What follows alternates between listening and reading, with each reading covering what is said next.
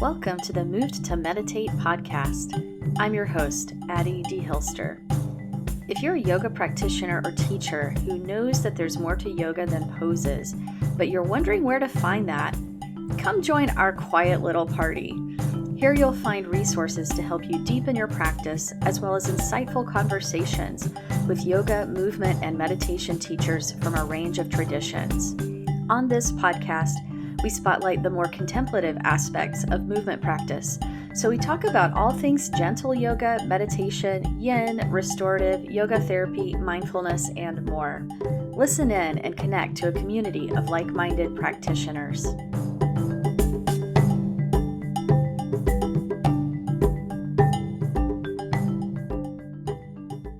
Hello and welcome everyone. I am so honored that you're choosing to spend some time listening to the podcast today.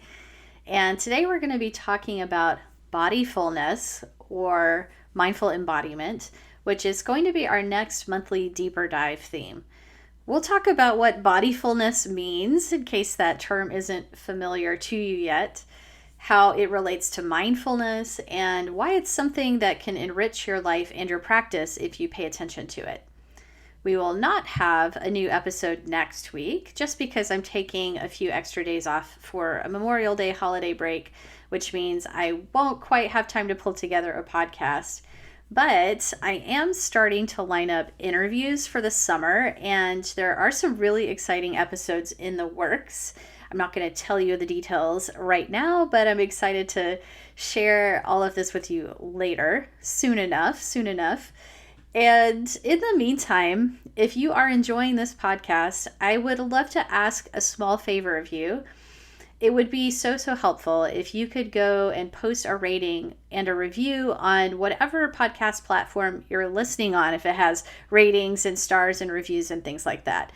Especially on Apple Podcasts, the way that it works is that the reviews are part of what helps a show to get put in front of more listeners, and it grows because it looks like people like it. So that really helps if you like it, to share it with others. And just sharing a few words there can really help us get the word out and to promote these kinds of practices that we're spotlighting on this podcast. Mindful movement, slower practices, more contemplative practices. And I thank you in advance if you are planning to do this, or a big thank you if you already have. So thank you so much for all you do to share this work.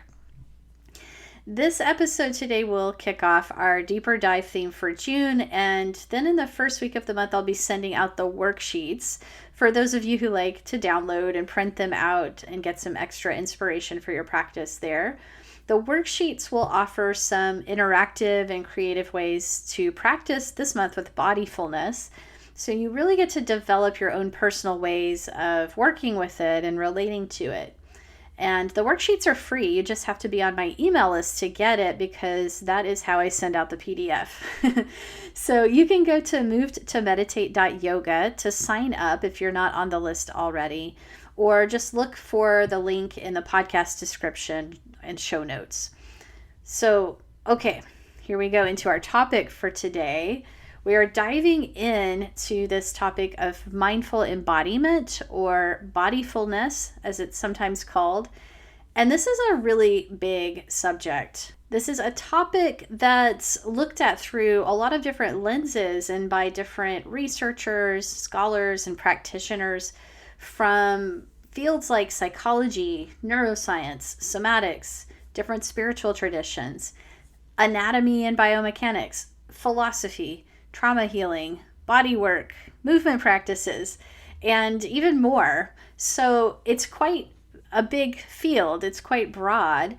And so I think the place to start with addressing it is just by unpacking a few terms and kind of what we mean when we talk about these words like bodyfulness or embodiment, or embodied cognition is an interesting one, and mindfulness in the body. So some of these are used more or less interchangeably, and some are a bit more specific to certain fields of study or practice, but they're all circling around this idea of how we consciously inhabit the body, how the body can be a source of its own intelligence, how the body works together with the mind, and on the basis that the mind and the body are really not separate at all.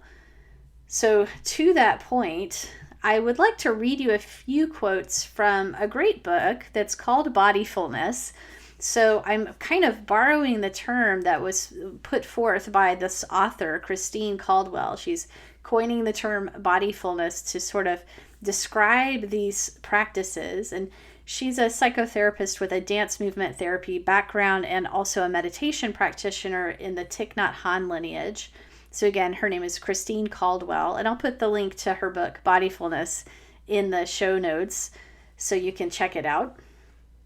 But the first quote from her book is, "So many scientific, philosophical, and spiritual writings tell us about the nature of the mind, how it works and how it goes wrong, often equating it with our essential self.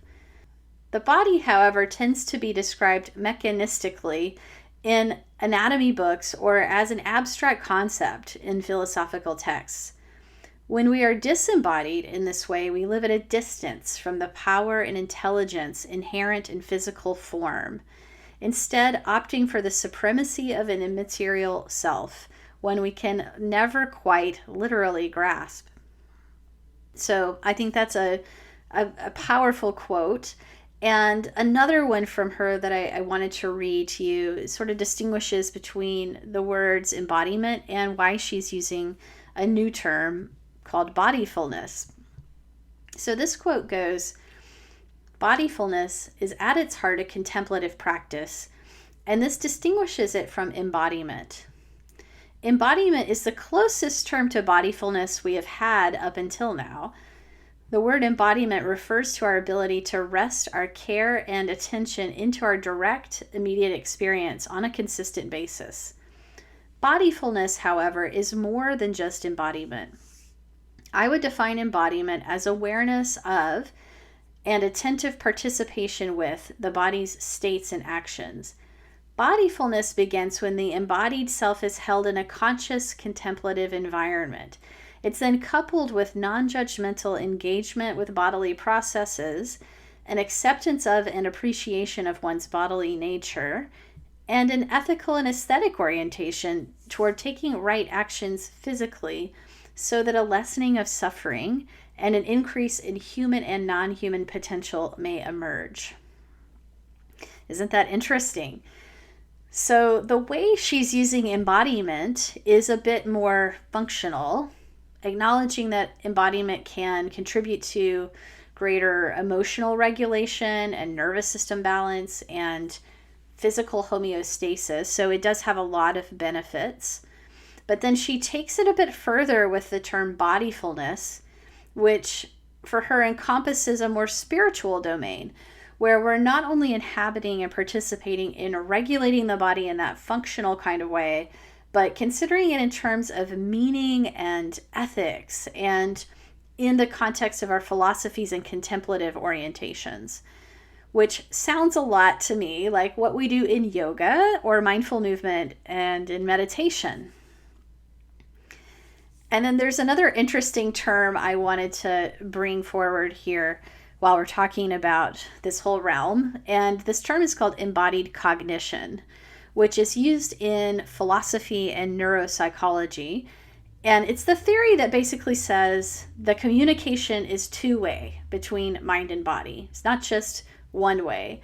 It's that the physical body and our environment also affect the mental process and the self.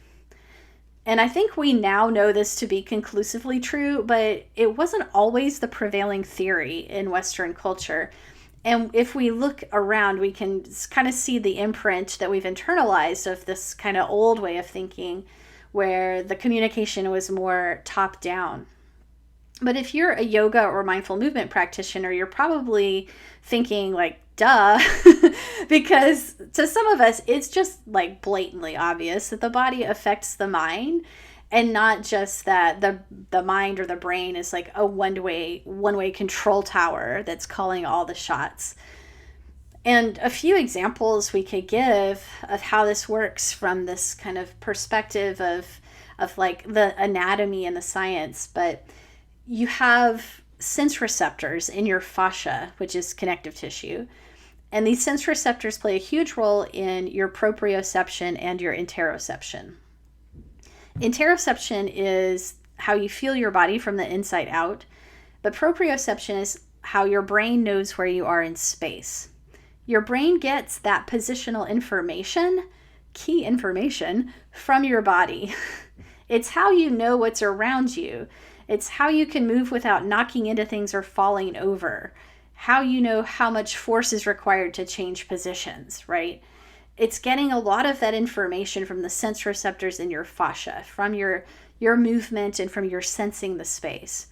It's like how you find the handle of the grocery bag and how far you know to bend down and how hard to pull it up when you lift it, right? Just to do simple things.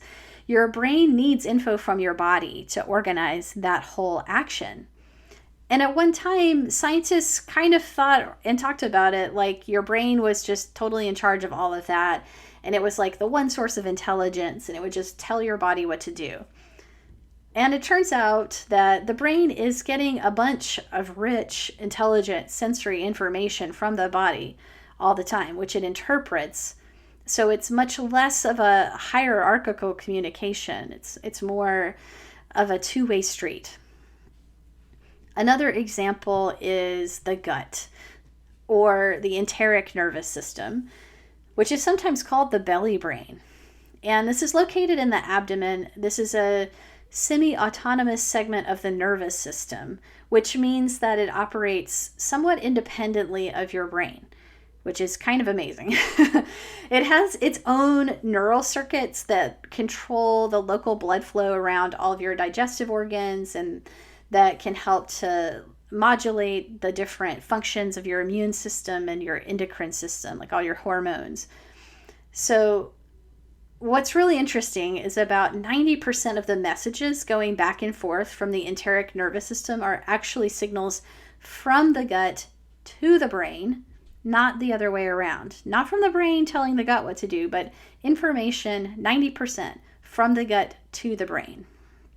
That's really significant. And the gut is relaying a great deal of information to the brain about our well-being, our mood, and our mental states. And interestingly enough, the enteric system produces its own serotonin and opiates, which are like the mood regulators.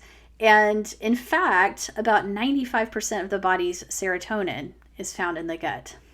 So crazy, right?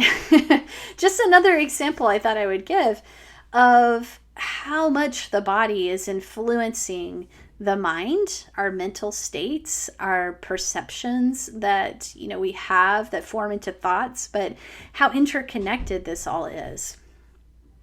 And this recognition of embodied cognition, or just in general the intelligence of the body and its bottom-up influence on the mind, that's all becoming more and more known and accepted. Taking a while, but it's happening. And I think eventually this mind-body connection, as we have often called it, it won't just be something you hear about in yoga as it becomes more of the prevailing paradigm.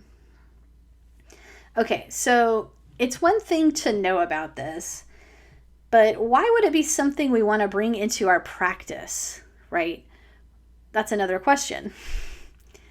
For one thing, many of us just recognize that we feel kind of disconnected or distant from our visceral embodied existence. For me, coming back to the body is about being fully here in this life. Presence is an embodied state, like being here in my full self. It's a movement towards our wholeness, of no longer being fragmented by the different concepts and even the really subtle experiences we've internalized of the separateness of the mind and body. And this is very much in the domain of what Christine Caldwell, the author I quoted before, what she calls bodyfulness. And that it's meaningful to claim this agency and presence within our embodied home. As we practice bringing ourselves fully into this present moment, we find that the body is really the home that we land in. Home is a good metaphor, because nothing could be closer and nothing could be more immediate in our experience than our own body. In the practice of meditation or mindful movement, we use the body again and again as an anchor to the present moment. Connecting to the body through the feeling of the breath and through other sensations helps us to orient to the present moment. So the body is kind of like a compass that helps us find our way when we're lost.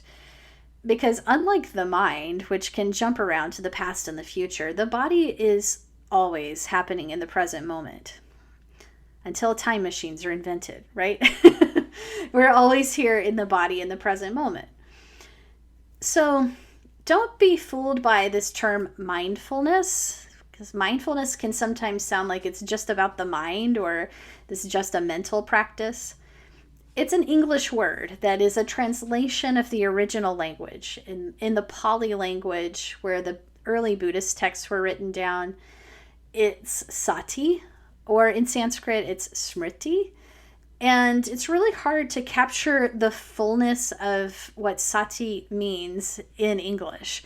So keeping that in mind, don't read too much into the term mindfulness, that it's exclusive to this mental domain, because it's really not. And you can get a sense of that by even looking at some of the ancient texts, like the Buddha's ancient instructions for mindfulness in the Satipatthana Sutta. The first foundation of mindfulness, or the domain in which he suggests we explore and develop mindfulness, is the body. First foundation is the body. And there are numerous body contemplations in that text, some of which you would very much recognize in the kinds of meditation that we still practice today in the mindfulness tradition. Mindfulness is not just about the mind. It really includes the full range of our whole human experience. And the body is an incredible field for that exploration to unfold. And it's a foundation for the whole practice. So a simple way to kind of describe and sum that up is this quote from a 15th century Zen nun who was asked to describe her meditation practice. And she described it just by saying, "I meet life with my whole body." One of the things that gets in the way of our connecting to the body mindfully is the fact that we do have a lot of thoughts and stories and images and opinions about the body. We all probably have parts that we look in the mirror and criticize, or parts that have a history of pain or injury or illness, or parts that we just aren't all that familiar with. This is totally normal. And this is where I like to bring in a quote from Eduardo Galeano, who is a writer from Uruguay. He said, "The church says the body is a sin. Science says the body is a machine. Advertising says the body is a business. The body says I am a fiesta." I so love that, because it really captures this kind of bombardment of messages we're getting from different directions that want to kind of define and limit the body. And then our practice is to turn towards the body, to listen, and to experience the fiesta that it is, this dynamic place that we live in this body. And there's this possibility through practice of learning to relate to the body differently. When we dive below the surface, going deeper than what we can see in the mirror, we encounter the actual experience of the body, rather than all of the projections and the mental concepts and the images and whatever that have been applied to it. All the things we think the body is. Mindfulness of the body, or maybe even better to say mindfulness in the body, is more like an attunement to the body's way of knowing and communicating, attuning to how the body communicates what it is and how it is. And this allows us to see the body less as an object, less as a permanent, solid, separate object, because it's not permanent. It's changing all the time. It goes by its own rules. it's having a fiesta, right? Sometimes the fiesta is keeping us up late at night and we wish the party goers would leave, right? Other times we're here for the party and we're popping another champagne bottle alongside the body. But it goes by its own rules, right? Seeing the body not as an object, not as a thing, we begin to understand that it's not so much a solid, separate me. It even begins a process of questioning what it is that makes a self, who we are, who we really are. And that kind of reminds me of this funny thing that I saw on the internet. It was like a picture of a storefront window somewhere and had painted on it, this kind of message that said in all caps, "You matter. Unless you multiply yourself by the speed of light, then you are energy." So I love that. The "you matter" was in all caps, and then the rest of it was like the disclaimer underneath. You matter. Unless you multiply yourself by the speed of light, then you are energy. And it's funny because they're both true, right? It's like these different levels of how we exist, right? In this material form as an individual, and then as just like atoms in the universe. It's all true, but we don't usually perceive ourselves on all of those different levels. And when we start to really deeply experience and contemplate the body, it kind of gives us a window into these different ways of viewing who we are and what's going on here. So it's amazing how just becoming more bodyful can take us in these philosophical or existential directions through our direct experience. In a body-based mindfulness practice, of course, we also encounter our stress, our discomfort, our physical pains, emotional tender spots, basically our dukkha. We notice that it's often hard to live in a body. And it's hard for this sensitive body to live in the world. Such a noisy world. And in a few weeks, like mid-June, there will be a part 2 to this episode. So I have more to say about bodyfulness. But that will get into more of the practices and the practicalities of bodyfulness. Like, how do we move towards inhabiting the body more fully? And how do we navigate some of the challenges that arise in that process? If you're really excited about this topic, you can check out the interview I did a few weeks ago with Amanda Hanna in episode 33 of the podcast, where we talked about human-centered and trauma-informed approaches to re-embodiment, as well as yin yoga.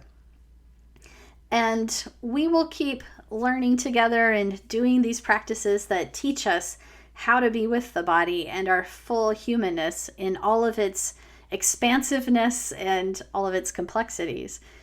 And we can begin to notice context, meaning, and a bigger picture. And then kindness and compassion just start to kind of arise quite organically out of this practice of bodyfulness. So I hope you feel inspired and interested in contemplating bodyfulness and what that might look like for you and your direct personal experience. So I will be sending out the 3-page deeper dive worksheets on this topic of bodyfulness during the first week or so of June. And if this subject resonates with you, just make sure you're signed up for the newsletter and you'll get all of the upcoming resources on mindful embodiment for this month. And as I said before, the link is in the show notes, and there's a sign-up form on several different pages of my website, so you can easily find it at movedtomeditate.yoga. And P.S., if you're listening to this later and you've missed the newsletter, that's okay. You can still get the worksheet if you wanted. Just email me at mail@movedtomeditate.com, and I will be very happy to add you to the list for future months and send you this current worksheet and any of the other worksheets you might desire in the meantime. So again, thank you so much for listening. Thank you for being here. It makes me smile to think of others who are interested in these kinds of topics and who are out there on their mats, on their cushions, doing a practice and then taking this wisdom into the world. So thank you for being here. Thank you for doing you. And I will look forward to talking to you next time. So that's today's episode. If you enjoyed this conversation, please share it with a friend and or leave us a review on Apple Podcasts and help others find us that way. To learn more about my work, the Moved to Meditate class library, live online classes, teacher trainings, and private lessons, go to movedtomeditate.yoga. Thanks so much for listening.